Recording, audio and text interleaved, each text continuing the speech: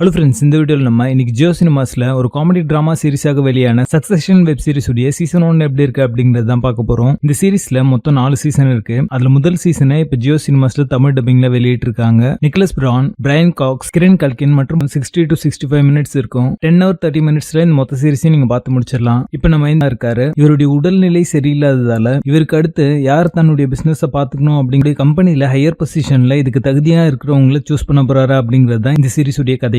இப்போ இந்த சீரிஸ் உடைய பாசிட்டிவ்ஸ் அண்ட் நெகட்டிவ்ஸ் சேர்த்தே பார்த்துடலாம். இந்த சீரிஸ்க்கான ஸ்கிரீன் ரேட்டிங் பாத்தீங்கன்னா ரொம்ப ஸ்ட்ராங்கா இருக்கு அப்படின்னு சொல்லலாம். இந்த சீரிஸ் உடைய கேரக்டர்ஸ் பேசுற அந்த டயலாக்ஸ் எல்லாமே பாத்தீங்கன்னா ரொம்ப பவர்ஃபுல்லா இருக்கும். அது நிறைய சீக்வன்ஸை எலிவேட் பண்ணி காமிச்சிருக்கு அப்படின்னு சொல்லலாம். கார்பரேட் ஆபீஸ்லயும் ராயோட குடும்பத்திலயும் ராயை சுத்தி இருக்கிற விருப்பு வெறுப்புகள் எல்லாத்தையும் பாத்தீங்கன்னா ரொம்ப நல்லாவே போர்ட்ரே பண்ணிருப்பாங்க. கேரக்டர் ஆர்க் அண்ட் டெவலப்மெண்ட் ரொம்ப நல்லாவே பண்ணிருக்காங்க. ஒவ்வொரு கேரக்டர்ஸ்க்கும் இருக்கிற அந்த டிஃபரன்சியேஷனை ரொம்ப நல்லாவே சொல்லியிருப்பாங்க. அதாவது இவருடைய வாரிசுகளா இருக்கிறவங்க ஒவ்வொருத்தரும் எந்த மாதிரியான நபர் அப்படிங்கறத ரொம்ப நல்லாவே டிஃபைன் பண்ணிருப்பாங்க. கேரக்டர்ஸ் டிசைன் பண்ணதுக்கு ஏற்ற மாதிரி அதில் நடிச்சவங்களும் பாத்தீங்கன்னா அவங்களுக்கு கொடுக்கப்பட்ட ரோலுக்கு ஜஸ்டிஸ் பண்ணிருக்காங்க அப்படின்னே சொல்லலாம். ராய் அவங்க பசங்கள்ல ஒருத்தவங்களை சூஸ் பண்றதுக்கு எந்த மாதிரியான தடைகள்லாம் இருக்கு அப்படிங்கறதையும் ரொம்ப நல்லாவே சொல்லியிருப்பாங்க. அதே மாதிரி இவருடைய வாரிசுகள் எல்லாரும் பாத்தீங்கன்னா தான் எப்படியாவது அடுத்த வாரிசு ஆகிடணும் அப்படின்றதுக்காக அவங்க பண்ற விஷயங்கள் எல்லாத்தையும் ரொம்ப நல்லாவே சொல்லியிருந்தாங்க. இன்னொரு பக்கம் பாத்தீங்கன்னா இதுக்கு தகுதியான ஆட்கள் சீனியர் எக்ஸிக்யூட்டிவ்ஸ் தான் நிறைய பேர் அவரோட கம்பெனில இருப்பாங்க. ஸோ ராயோட ரோல் எடுத்துக்கிட்டீங்கன்னா ஒரு காம்ப்ளெக்ஸான ரோலா இருக்கும். அவர் அடுத்த வாரிசு யார் அப்படிங்கறத டிசைட் பண்ணிடலாமா இல்ல நம்மளே கண்டினியூ பண்ணலாமா அப்படிங்கிற ஒரு டைலமாலே இருப்பாரு. ஸோ அவருடைய ரோல் அவர் நல்லாவே பண்ணிருக்காரு அப்படின்னு சொல்லலாம். ப்ரொடக்ஷன் டிசைன் இந்த சீரிஸ்க்கு ரொம்ப நல்லாவே பண்ணிருக்காங்க. ஒவ்வொரு ஃப்ரேமும் ரொம்ப ரிச்சா இருக்கிறது உங்களால உணர முடியும். இந்த சீரிஸ் உடைய பேக்ரவுண்ட் ஸ்கோர் மூலமா நிறைய சீக்வன்ஸை எலிவேட் பண்ணி காமிச்சிருப்பாங்க. அது இந்த சீரிஸ்க்கான ஒரு பிளஸாவே அமைஞ்சிருக்கு. இந்த சீரிஸ் உடைய கான்செப்ட் பாத்தீங்கன்னா ஒரு சிம்பிளான ஒரு கான்செப்டா இருந்தாலுமே